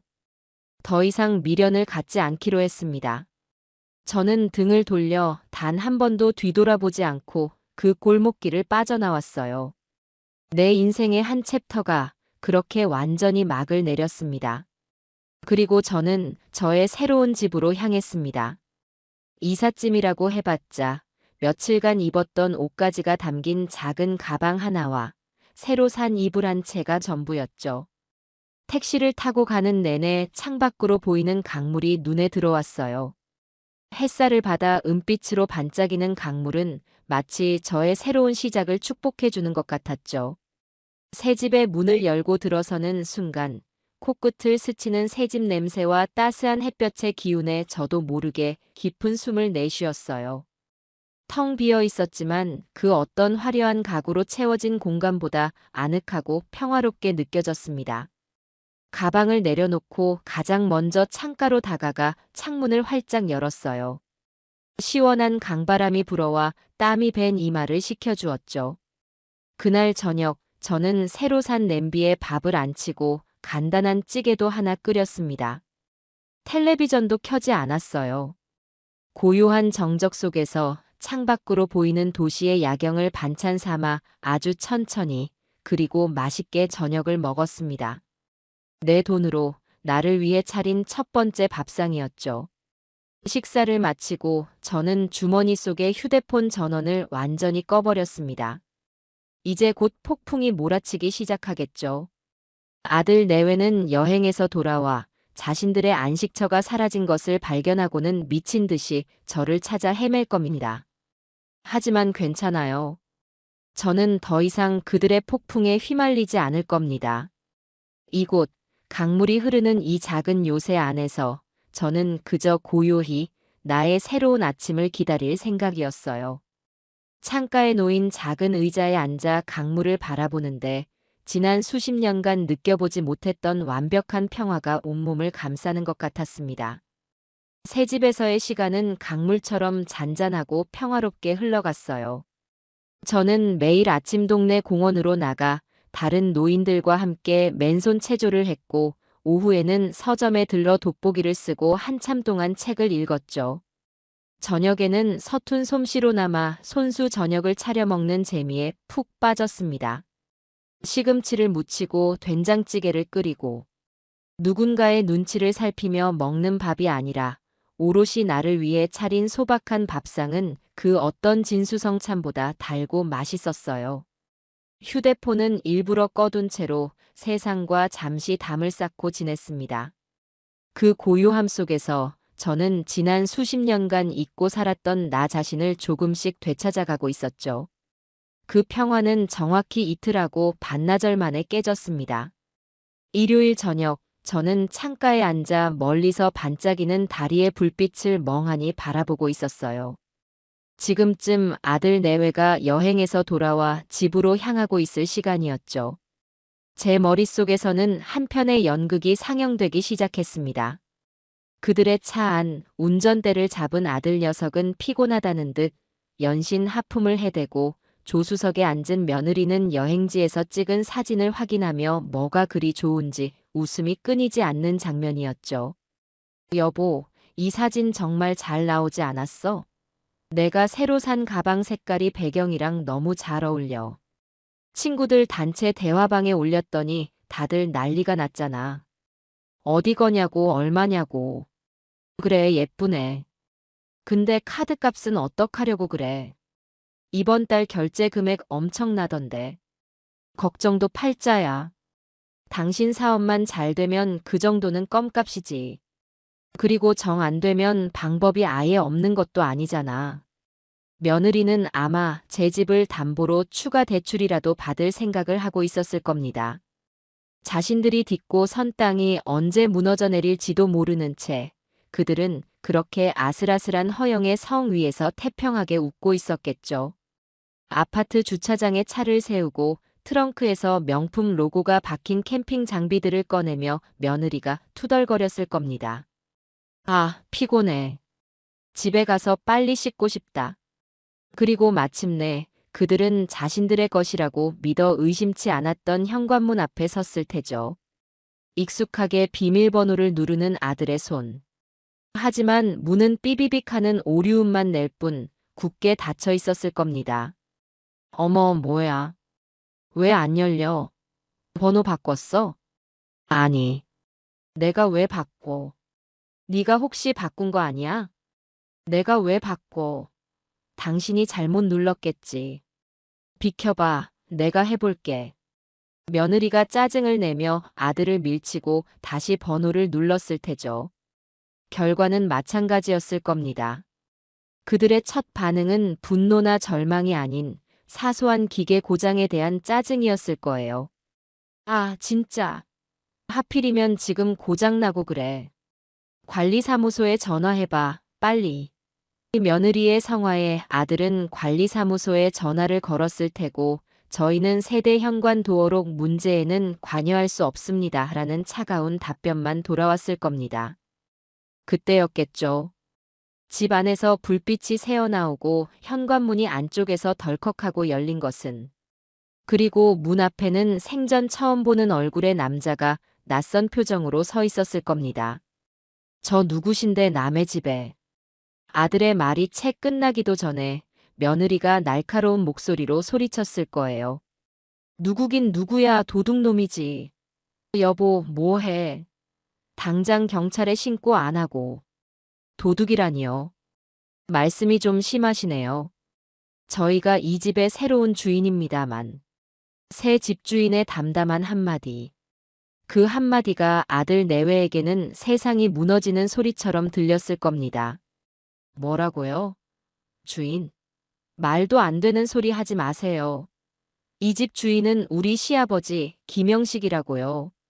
네, 맞습니다. 바로 그 김영식 어르신께 저희가 정식으로 매입했습니다. 여기 매매 계약서도 있습니다. 확인해 보시죠. 새 집주인이 내민 서류 위에서 제 이름과 선명한 도장을 확인하는 순간 그들의 얼굴은 어떻게 변했을까요? 아마 하얗게 질린 채 아무 말도 하지 못하고 서로의 얼굴만 멍하니 쳐다보았을 겁니다. 현실을 부정하고 거대한 사기극에 휘말렸다고 생각했겠죠. 그리고 그 모든 분노의 화살은 당연하게도 제게로 향했을 겁니다. 월요일 아침, 저는 길고 깊었던 잠에서 깨어났어요. 더 이상 세상으로부터 도망치고 있을 수만은 없었죠. 이제 그들의 아우성을 마주할 시간이었습니다. 서랍 깊숙한 곳에 넣어두었던 휴대폰을 꺼내 전원을 켰습니다. 그러자마자 마치 죽은 듯이 잠잠하던 기계가 발작이라도 하듯 울리고 떨리기 시작했어요. 화면은 순식간에 수백 개의 알림으로 뒤덮였죠. 부재중 전화 82통. 새로운 문자 메시지 147개. 저는 심호흡을 한번 하고 가장 처음 도착한 문자부터 천천히 읽어 내려갔습니다. 그것은 지난 36시간 동안 두 사람이 천국에서 지옥으로 떨어지는 과정을 생생하게 기록한 일기와도 같았어요. 아버지, 지금 집 앞에 이상한 사람들이 있어요. 자기들이 집주인이래요. 이게 어떻게 된 건지 빨리 설명 좀 해주세요. 전화 왜 안 받으세요? 아버지 사기당하신 것 같아요. 빨리요. 저희 지금 집에도 못 들어가고 있어요. 지금 우리한테 무슨 짓을 한 거예요? 어떻게 우리 상의도 없이 집을 팔아요? 이거 엄연한 범죄예요. 당장 나타나지 않으면 우리도 가만 안 있어요. 아버지, 제발요. 저희가 뭘 그렇게 잘못했어요. 아버지, 제발 전화 좀 받아주세요. 정미가 지금 밖에서 거의 울고불고 난리가 났어요. 사람들이 다 쳐다봐요, 아버지. 그들은 아마 그날 밤 차 안에서 뜬 눈으로 밤을 새웠을 겁니다. 그리고 다음 날 아침 자신들의 짐이 전부 사라졌다는 사실을 알게 되었겠죠. 미쳤어, 정말. 우리 짐은 다 어디 갔어요? 내 가방, 내 옷, 내 구두. 당신이 다 팔아먹은 거지, 그렇지. 아버지, 제발 저희 이제 어떡해요? 돈도 하나도 없고 당장 갈 곳도 없어요. 아버지, 제가 정말 죽을 죄를 지었습니다. 아버지가 그렇게 싫어하시던 거 정미랑 상의해서 다 버릴게요. 제발 제발 저희 좀 살려주세요. 문자는 거기서 끝이 아니었어요. 그 후로도 수십 개의 애원과 협박, 그리고 욕설이 뒤섞인 문자 폭탄이 쏟아져 들어왔죠. 저는 그 모든 것을 마치 신문 기사를 읽듯 무덤덤한 표정으로 읽어내려갔습니다. 그리고 마지막 문자를 확인한 뒤 휴대폰을 조용히 테이블 위에 내려놓았죠. 마음속은 그 어떤 파문도 잃지 않는 고요한 호수와 같았어요. 이제 그들이 찾아올 차례였습니다. 예상대로 그들이 제 새 주소를 알아내는 데는 그리 오래 걸리지 않았습니다. 수요일 오후 고요한 집 안을 뒤흔드는 날카로운 초인종 소리가 들려왔어요. 저는 인터폰 화면으로 그들의 모습을 확인했습니다. 불과 며칠 만에 지옥을 경험한 사람들의 얼굴이었죠. 헝클어진 머리, 퀭한 눈, 원망과 분노로 일그러진 표정. 저는 아주 차분히 현관문을 열어주었습니다. 아버지, 아버님. 문이 열리자마자 아들의 울음 섞인 목소리와 며느리의 악에 바친 고함이 동시에 터져나왔어요. 며느리는 당장이라도 제 멱살을 잡을 것처럼 달려들었지만 그나마 이성이 남아있던 아들이 그녀의 허리를 끌어안고 겨우 말렸죠. 어떻게 우리한테 이럴 수가 있어요? 우리가 뭘 그렇게 잘못했다고 길바닥에 나앉으라는 거예요? 이게 사람이 할 짓이에요? 며느리는 온몸을 부들부들 떨며 울부짖었어요. 아파트 복도에 그녀의 울음소리가 섬뜩하게 울려 퍼졌습니다. 우선 들어오너라. 여기서 소란 피우면 이웃들에게 피해만 줄 뿐이다. 저는 두 사람의 격한 감정에 조금도 휘말리지 않고 차분한 목소리로 말했어요. 제 평온한 태도가 오히려 그들을 당황하게 만든 것 같았죠. 두 사람은 잠시 머뭇거리더니 마지못해 집 안으로 들어섰습니다. 그리고는 자신들이 방금 전까지 머물렀던 지옥과는 너무나도 다른 밝고 아늑한 집의 풍경에 할 말을 잃은 듯 잠시 주변을 두리번거렸어요. 거기 앉아라. 제가 소파를 가리켰지만 며느리는 거부하며 꼿꼿이 서서 저를 노려봤습니다. 아들 녀석만 힘없이 소파에 주저앉았죠. 됐어요. 지금 한가하게 앉아있을 시간 없어요. 당장 이 집 판 돈 내놓으세요. 안 그러면 우리도 변호사 선임해서 소송 거는 수밖에 없어요. 소송? 무슨 소송? 당연히 재산 분할 소송이죠. 저희가 아버지를 몇 년이나 모셨는데 당연히 저희 몫이 있는 거 아니에요? 법이 그렇게 우습게 보여요? 저는 며느리의 협박에 아무런 대꾸도 하지 않고 조용히 부엌으로 걸어가 찬물을 올렸습니다. 보글보글 물 끓는 소리가 며느리의 날카로운 목소리와 기묘한 대조를 이루었죠. 지금 뭐 하시는 거예요? 내 말이 말 같지 않아요? 흥분하면 목이 마른 법이다. 차 한 잔 마시고 차분하게 이야기하자꾸나. 저는 맑게 우러난 녹차를 찻잔 두 개에 따라 며느리와 아들 앞에 각각 놓아주었습니다. 며느리는 어이가 없다는 듯 헛웃음을 쳤지만 더 이상 소리를 지르지는 못했어요. 제 평정심이 그녀의 분노를 조금씩 무력화시키고 있었던 거죠. 아버지 제발요. 저희 정말 죽을 것 같아요. 저희가 다 잘못했어요. 네. 아버지가 시키는 대로 다 할게요. 제발 집만은. 아들이 울먹이며 애원했어요. 저는 찻잔을 들어 향을 한번 음미하고 조용히 입을 열었습니다. 태우야, 너는 내가 왜 그랬다고 생각하냐? 저희가 아버지께 소홀했던 거 알고 있습니다. 죄송합니다, 아버지. 소홀? 그 정도였을까? 나는 너희에게 가족이 아니었다. 그저 너희의 화려한 삶을 위한 배경, 혹은 너희의 무능함을 감춰주는 방패막이었을 뿐이지. 내가 감기 기운으로 기침을 할 때 너희는 내 건강을 걱정하는 것이 아니라 너희에게 옮을까봐 전전긍긍하며 나를 벌레 보듯 쳐다봤다. 그리고 결국 이 집에서 나를 내쫓았지. 찜질방이나 가라며 내 손에 돈 몇 푼을 쥐어주면서 말이다. 내가 틀렸냐? 제 말에 아들은 고개를 들지 못했어요. 며느리 역시 아무런 반박도 하지 못했죠. 너희는 나를 버렸다. 그런데 내가 왜 너희를 위해 내 마지막 남은 재산을 바쳐야 하지? 너희가 말하는 그 법 이전에 세상에는 돌이라는 것이 있는 법이다. 그래서요. 그래서 이렇게 복수하시는 거예요? 우리가 잘못했다고 이렇게까지 비참하게 만드셔야 속이 시원하세요? 며느리가 다시 악에 받쳐 소리쳤어요. 바로 그때 약속했던 대로 소희 씨가 현관 비밀번호를 누르고 안으로 들어왔습니다. 복수가 아닙니다. 이건 정당한 재산권 행사죠. 소희 씨는 손에 들고 있던 서류 뭉치를 테이블 위에 펼쳐놓으며 말했어요. 그녀의 갑작스러운 등장에, 그리고 그녀의 차가운 말투에 아들 내외는 완전히 얼어붙었죠. 당신은 그때 그 법무사 사무실.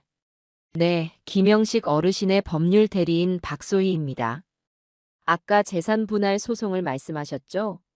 민법 제840조를 근거로 혼인 파탄의 책임이 있는 유책 배우자는 이혼 및 재산 분할을 청구할 수 없듯이 부양의 의무를 현저히 해태한 자녀가 부모에게 재산을 요구할 권리는 그 어디에도 없습니다. 오히려 저희 쪽에서 어르신을 기만한 것에 대해 사문서 위조 및 사기 혐의로 형사고발을 검토할 수도 있는 상황이고요.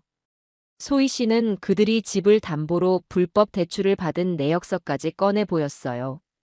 그것을 보는 순간 아들 내외의 얼굴은 새하얗게 질리다 못해 잿빛으로 변해갔습니다. 모든 것이 끝났다는 것을 그들도 깨달았겠죠. 저는 자리에서 일어나 작은 창고 열쇠 하나를 테이블 위에 올려놓았습니다. 너희들의 과거는 저 상자 안에 들어있다. 하지만 너희의 미래는 저 안에 없지. 이제부터는 너희들 힘으로 직접 만들어 가거라. 그것이 내가 너희에게 주는 마지막 가르침이다. 그리고 저는 현관문을 활짝 열었습니다. 더 이상 볼 일이 끝났다는 뜻이었죠. 아들은 그 자리에 주저앉아 통곡했지만 며느리는 마지막 남은 자존심인지 도끼 서린 눈으로 저를 한번 쏘아보고는 밖으로 나가버렸어요. 아들도 곧 아내를 따라 비틀거리며 집을 나섰습니다. 저는 그들의 뒷모습을 향해 굳게 문을 닫았습니다. 쾅 하는 소리와 함께 길고 길었던 악연이 마침내 끝나는 소리가 들렸습니다. 그들이 폭풍처럼 휩쓸고 간 후 집 안에는 다시 깊은 고요가 찾아왔어요.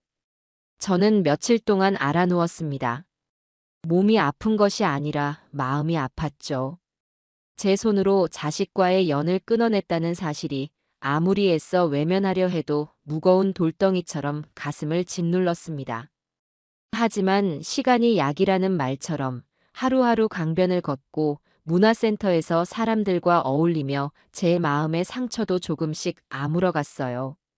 그러던 어느 날 소희 씨가 저녁거리를 사들고 제 집을 찾아왔습니다. 그녀는 이제 단순한 법률 대리인이 아니라 제게는 손녀딸 같은 존재가 되었죠. 어르신 식사는 하셨어요? 제가 어르신 좋아하시는 추어탕 사왔는데 같이 드세요. 그녀와 마주 앉아 저녁을 먹으며 저는 그동안 애써 묻어두었던 질문을 꺼냈습니다. 소희 씨, 그 아이들은 어떻게 지내는지 혹시 아는 거 있소? 소희 씨는 잠시 숟가락을 내려놓고 조금은 안타까운 표정으로 입을 열었어요. 제가 그 후로 알아보니 상황이 많이 안 좋은 것 같더라고요. 어르신 집을 담보로 받았던 대출금이 생각보다 훨씬 더 많았어요. 은행에서는 집이 매각된 사실을 알고 바로 대출금 전액 상환을 요구했고요. 아마 두 사람 명의로 된 다른 재산들도 전부 압류가 들어갔을 거예요. 그랬구나. 그리고 아드님 사업도 사실상 전부 사기였다고 해요. 그럴듯한 사무실만 차려놓고 투자자들에게 돈을 받아 돌려막기를 하던 거였더라고요. 믿었던 동업자는 마지막에 남은 돈까지 전부 챙겨서 해외로 도망갔고요. 지금 아드님은 사기죄로 여러 곳에서 고소까지 당한 상태라고 들었어요. 저는 아무 말도 할 수 없었어요. 제가 알던 순진하고 조금은 어수룩했던 아들의 모습 뒤에 그런 추악한 모습이 숨겨져 있었다는 사실이 믿기지 않았죠. 그래서 지금은 어디서 지낸다고 하더냐? 정확한 건 알 수 없지만 아마 신용불량자가 되어서 정상적인 생활은 힘들 거예요. 지인들한테 돈 빌리러 다니다가 지금은 아무도 연락을 안 받는다고 하더라고요. 며느님 되시는 분도 친정에서도 외면당한 모양이에요. 소희 씨의 말을 듣는 내내 제 심장은 차갑게 식어갔습니다. 그들이 지은 죄가 크다는 것을 알지만 한때는 제 아들이었고 며느리였던 아이들이 그런 파멸의 길을 걷고 있다는 사실이 고통스러웠어요. 그 후로 며칠 뒤 저는 동네 노인정에서 더 구체적인 소문을 듣게 되었습니다. 저와 함께 장기를 두던 최 노인이 제가 살던 동네에서 배달 일을 하는 손자에게서 들은 이야기라며 혀를 끌끌 차며 말했죠. 김영감, 그 아들 내외 말이야. 아주 꼴이 말이 아니게 됐더군. 그 콧대 높던 며느리가 글쎄 변두리 공장 식당에서 설거지를 하다가 허리를 다쳤다는군. 아들 녀석은 낮에는 막노동하고 밤에는 대리운전 뛰면서 빚 갚고 있다는데 워낙 빚이 많아서 어림도 없다는 거야. 사람들이 그러더군. 자기들 분수도 모르고 허영에 들떠서 살더니 꼴 좋다고. 근데 말이야, 나는 그 말 들으면서도 마음이 영 좋지만은 않더라. 아무리 그래도 자식이 망가지는 걸 보고 좋아할 부모가 어디 있겠어. 최 노인의 마지막 말이 제 가슴을 후벼 팠습니다. 그날 저는 장기판을 끝까지 마무리하지 못하고 자리에서 일어났어요. 집으로 돌아오는 내내 머릿속이 복잡했죠. 저는 정말 잘한 것일까요? 이것이 최선이었을까요? 그날 밤 저는 잠을 이루지 못하고 뒤척이다가 외투를 걸치고 밖으로 나왔습니다. 그리고는 무언가에 이끌린 듯 택시를 타고 그들이 살고 있다는 변두리 동네로 향했어요. 정확한 주소는 몰랐지만 왠지 그들을 찾을 수 있을 것 같았죠. 낡고 허름한 빌라들이 미로처럼 얽혀있는 골목길을 한참이나 헤맸습니다. 그러다 한 빌라의 반지하 창문으로 새어나오는 희미한 불빛 아래서 익숙한 두 사람의 그림자를 발견했어요. 그들은 작은 상 하나를 마주하고 앉아 컵라면으로 저녁을 때우고 있었습니다. 아무런 대화도 없었죠. 그저 기계적으로 면을 흡입할 뿐이었어요. 한때는 최고급 레스토랑에서 스테이크를 썰던 그들이었습니다. 며느리는 문득 고개를 들더니 소리 없이 눈물을 뚝뚝 흘리기 시작했어요. 아들은 그런 아내를 그저 멍하니 바라볼 뿐 아무런 위로도 건네지 못했죠. 그들의 화려했던 성은 이제 한 줌의 재도 남기지 않고 완전히 무너져 내린 겁니다. 저는 차마 그들에게 다가가지 못하고 어두운 골목길에 숨어 그 모습을 한참 동안 지켜보았어요. 분노도 연민도 그 어떤 감정도 느껴지지 않았습니다. 그저 지독한 허무함만이 온몸을 휘감을 뿐이었죠. 저는 그들을 파멸시킨 것이 아니었어요. 그들은 스스로를 파멸시킨 겁니다. 저는 그저 그들이 기생하고 있던 썩은 동아줄을 끊어냈을 뿐이죠. 저는 조용히 등을 돌려 그 골목을 빠져나왔습니다. 이제 정말로 제 인생에서 그들을 완전히 지워내야 할 시간이었습니다. 자식을 향한 마지막 문을 닫고 난 후 제게는 길고 혹독한 마음의 겨울이 찾아왔어요. 텅 빈 집 안에서 홀로 보내는 시간은 때로는 칼날처럼 날카롭게, 때로는 솜처럼 무겁게 저를 짓눌렀죠. 하지만 얼어붙은 강물 아래에서도 봄은 조용히 준비되는 법입니다. 제 곁을 묵묵히 지켜준 소희 씨와 새로 인연을 맺게 된 동네 사람들이 얼어붙은 제 마음에 따뜻한 온기를 불어넣어 주기 시작했어요. 어느 맑은 가을날, 저는 소희 씨와 함께 동네에서 가장 큰 노인복지관을 찾아갔습니다. 집을 정리하고 남은 돈의 일부를 저보다 더 어렵고 외로운 어르신들을 위해 쓰는 것이 옳다고 생각했기 때문이죠. 이것은 단순한 기부가 아니라 제 삶의 방향을 바로 세우는 의식과도 같은 것이었어요. 어르신, 정말 괜찮으시겠어요? 적은 돈이 아닌데. 차 안에서 소희 씨가 걱정스러운 듯 물었어요. 저는 창밖을 바라보며 담담하게 대답했죠. 그 돈은 내 손에 오래 쥐고 있을수록 나를 병들게 할 뿐이요.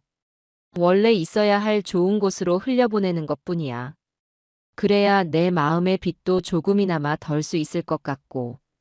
복지관의 관장님은 제 갑작스러운 방문에 어리둥절해하면서도 저희를 따뜻하게 맞아주었습니다.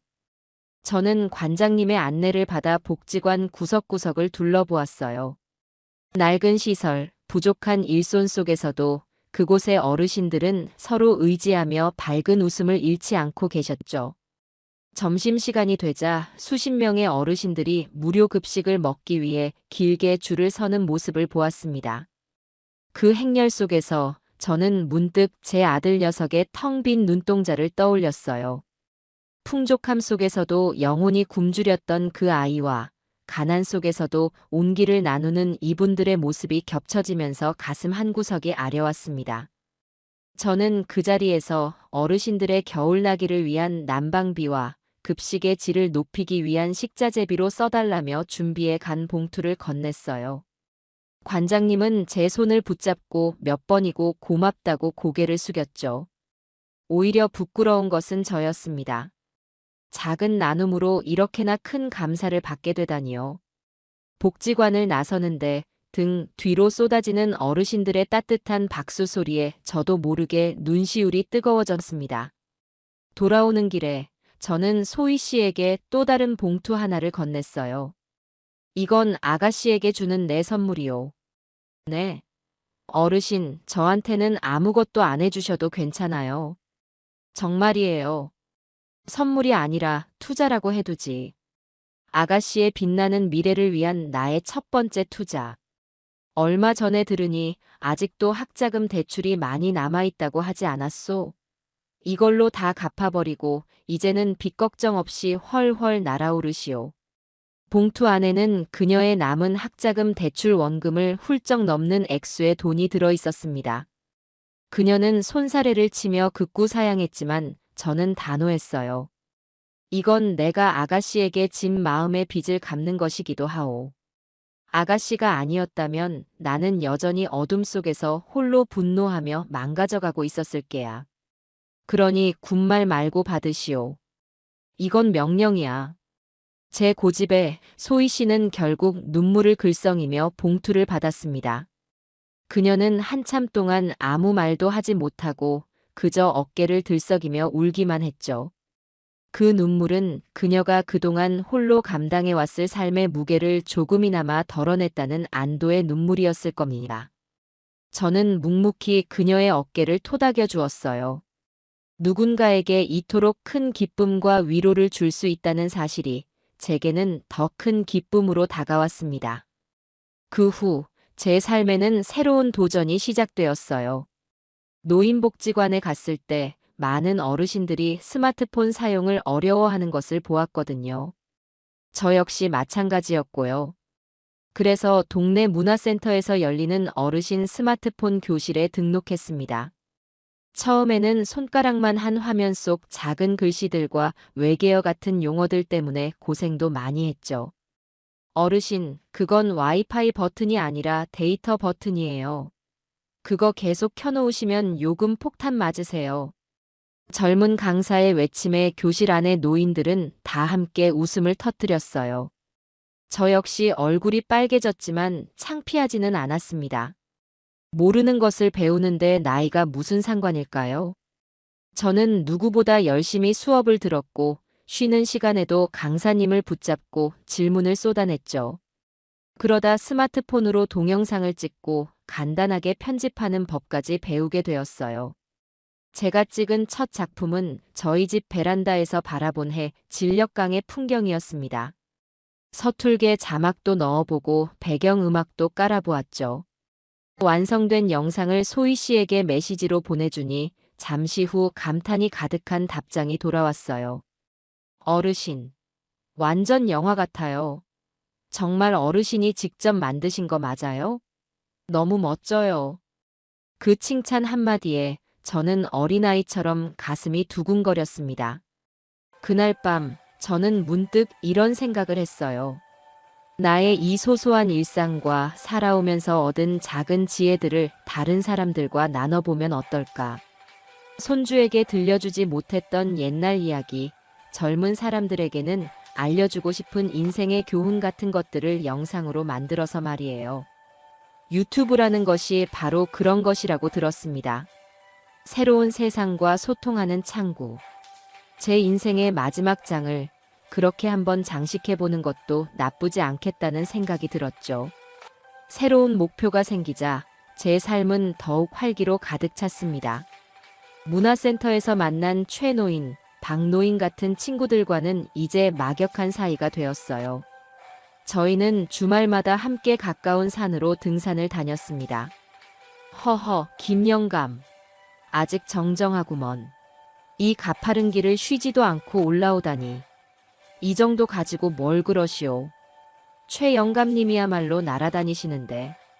산 정상에 올라 각자 싸온 김밥과 막걸리를 나눠 마시며 세상 돌아가는 이야기를 나누는 시간은 무엇과도 바꿀 수 없는 즐거움이었어요. 땀 흘리고 마시는 막걸리 한 사발에 세상의 모든 시름이 다 씻겨나가는 기분이었죠. 우리는 서로의 아픈 과거를 묻지 않았습니다. 그저 지금 함께하는 이 순간의 즐거움과 앞으로 살아갈 날들의 건강을 이야기할 뿐이었죠. 고독한 섬이었던 저는 어느새 우리라는 따뜻한 군도에 속하게 된 겁니다. 그들과 함께 웃고 떠드는 동안 제 마음속 깊은 곳에 자리 잡고 있던 자식에 대한 상처와 어두운 그늘도 따스한 가을 햇살 아래 눈 녹듯 스르르 사라져가고 있었습니다. 계절이 바뀌고 옷깃을 여미게 하는 찬바람이 불기 시작할 무렵이었어요. 그날은 문화센터서의 수업을 마치고 집으로 돌아오는 길이었습니다. 아파트 1층 로비의 소파에 낯익지만 너무나도 낯설어진 한 남자가 고개를 푹 숙인 채 앉아 있었죠. 입고 있는 작업복은 흙먼지로 더러워져 있었고 몇 달 사이에 반쪽이 된 듯한 얼굴은 거친 수염으로 뒤덮여 있었습니다. 제 아들 태우였어요. 저는 순간 그 자리에 얼어붙은 듯 멈춰 섰습니다. 심장이 철렁 내려앉았죠. 저를 발견한 녀석이 비틀거리며 자리에서 일어나 제게로 다가왔습니다. 그리고는 아무런 말도 없이 제 앞에 털썩 무릎을 꿇었어요.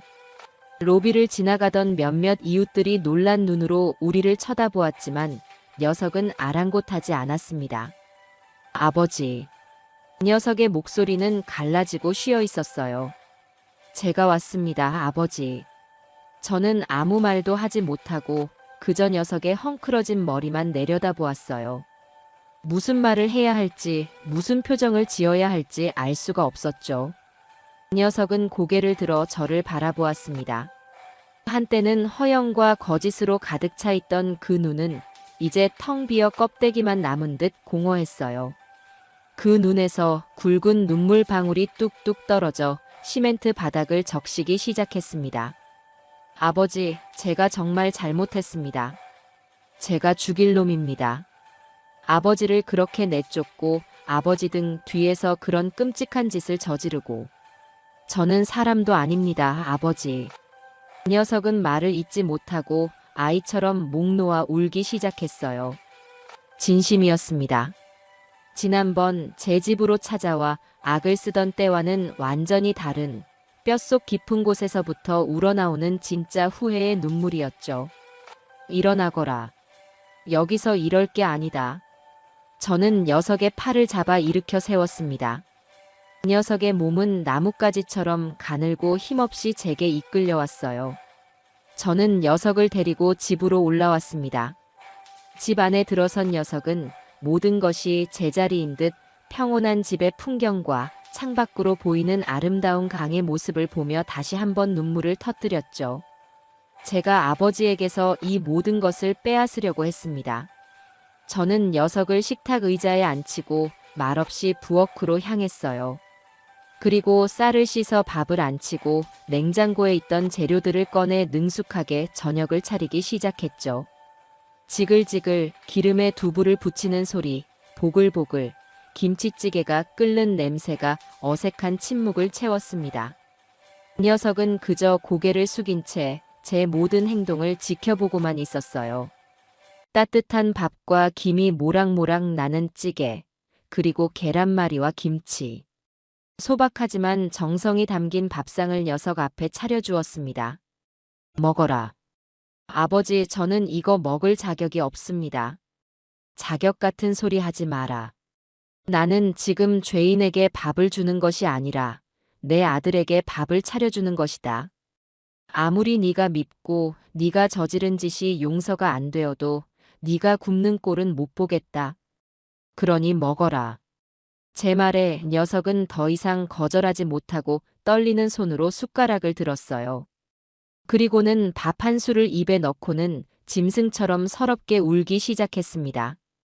밥알과 눈물이 뒤섞여 녀석은 한참 동안 음식을 삼키지도 뱉지도 못했죠. 저는 그저 묵묵히 녀석이 그 모든 것을 쏟아낼 때까지 기다려 주었습니다. 한참의 시간이 흐르고 녀석이 조금 진정이 되었을 때 저는 조용히 물었어요. 그 사람은 어떻게 되었냐? 정미요? 이혼했습니다. 자기는 이런 지옥에서 더는 못 살겠다고 위자료 한 푼 안 받고 도망치듯 떠났어요. 친정으로 갔는지 다른 남자를 만났는지 이젠 저도 모릅니다. 녀석은 텅 빈 눈으로 허공을 바라보며 말했어요. 모든 것을 잃은 사람의 표정이었죠. 저는 이제 어떻게 해야 할지, 어떻게 살아야 할지 정말 하나도 모르겠습니다, 아버지. 그냥 죽고 싶은 생각밖에 안 들어요. 저는 녀석의 맞은편에 앉아 그의 눈을 똑바로 쳐다보며 말했습니다. 죽는 것은 가장 쉬운 도망일 뿐이다. 진정한 속죄는 네가 망가뜨린 너의 인생을 네 손으로 다시 일으켜 세우는 것에서부터 시작되는 게야. 제가 할 수 있을까요? 저 같은 놈이. 돈은 단 한 푼도 줄 수 없다. 돈은 너를 더 깊은 구렁텅이로 밀어넣을 뿐이라는 것을 이제는 너도 알겠지. 대신 내가 너에게 다른 것을 주겠다. 내 힘으로 땀 흘려 돈을 버는 법, 그리고 쓰러져도 다시 일어서는 법을 가르쳐 주마. 저는 잠시 말을 끊고 제 거칠어진 손을 테이블 위에 올려놓았어요. 내가 젊었을 적에 공사판에서 페인트 칠을 했다. 여름에는 땀으로 목욕을 하고 겨울에는 손이 얼어붙어 감각도 없었지. 그때 배운 기술이다. 내가 아는 사람 중에 아직도 그 일을 하는 친구가 있다. 내일부터 너는 그 친구 밑으로 들어가서 맨 밑바닥부터 다시 배워라. 먼지를 뒤집어 쓰고 손톱 밑에 페인트가 낄 게다. 매일 밤 온몸이 쑤시고 아파서 잠도 못 잘 게야. 하지만 그렇게 한 달을 버티고 내 손에 첫 월급을 쥐게 되면 너는 비로소 알게 될 게다. 진짜 돈의 가치와 살아있다는 것의 의미를. 할 수 있겠냐? 제 제안에 녀석은 한참 동안 말이 없었습니다. 화려했던 과거를 생각하면 차마 받아들이기 힘든 제안이었겠죠. 하지만 녀석은 이내 눈물을 닦고 저를 보며 아주 천천히 그리고 힘겹게 고개를 끄덕였습니다. 그것은 녀석의 인생에서 스스로의 의지로 내린 첫 번째 진짜 선택이었을 겁니다. 그 후 제 삶에는 또 하나의 새로운 일과가 추가되었어요. 바로 실버라이프 김영식이라는 이름의 유튜브 채널을 운영하는 것이었죠. 소희 씨의 도움을 받아 채널을 개설하고 서툰 솜씨로 첫 영상을 올렸습니다. 별다른 내용도 아니었어요. 그저 저희 집 베란다의 작은 텃밭에 심은 상추와 고추에 물을 주는 아주 평범한 일상을 담은 영상이었죠. 어르신, 이렇게 올리기만 하면 정말 누가 보긴 하는 거예요? 허허, 그러게나 말이오. 그래도 믿져야 본전 아니겠소. 그런데 신기한 일이 벌어졌습니다. 며칠 뒤 확인해 보니 몇백 명이나 되는 사람들이 제 영상을 본 것은 물론이고 그 아래에 따뜻한 댓글들을 남겨주었던 거죠. 할아버님, 영상 보고 마음이 너무 평화로워졌어요. 저희 할아버지 생각나네요. 와, 베란다 텃밭을 저렇게 잘 가꾸시다니. 비결이 뭔가요? 다음 영상도 기대할게요. 저도 오늘부터 상추 한번 키워봐야겠어요. 할아버님 파이팅! 저는 생전 처음 보는 사람들의 응원에 밤늦도록 댓글 하나하나에 답장을 달아주었어요. 가슴이 벅차오르는 기분이었죠. 저는 용기를 내어 그 후로도 꾸준히 영상을 올리기 시작했습니다. 제가 끓인 구수한 된장찌개 요리법, 문화센터 친구들과 함께 간 등산 풍경, 낡은 의자를 수리하는 모습 등. 제 소소한 일상은 누군가에게는 따뜻한 위로와 새로운 도전이 되어주고 있었습니다. 구독자 수는 어느새 수천 명을 넘어섰고, 저는 실버 유튜버, 지혜로운 할아버지 같은 쑥스러운 별명으로 불리게 되었죠. 아들 녀석에게서는 가끔, 아주 가끔씩 연락이 왔습니다. 첫 한 달 동안은 아무런 소식이 없어 혹시나 도망간 것은 아닌가 걱정도 했어요. 그런데 어느 날 저녁 모르는 번호로 전화가 걸려왔죠. 아버지, 접니다. 태우예요. 녀석의 목소리는 피곤에 지쳐 있었지만 이전처럼 공허하지는 않았어요. 그래. 무슨 일이냐? 오늘 처음으로 월급이라는 걸 받았습니다. 페인트 통 수십 개를 나르고 하루 종일 쭈그려 앉아 칠만 했더니 온몸이 부서질 것 같네요. 그런데 이상하게 마음은 편합니다. 제 손으로 직접 번 돈이라 그런가 봐요. 아주 적은 돈이지만 아버지께 제일 먼저 알려드리고 싶었습니다. 저는 아무 말 없이 듣고만 있었어요. 고생했다. 그 돈 허투루 쓰지 말고 밥부터 잘 챙겨 먹어라. 네, 아버지. 감사합니다.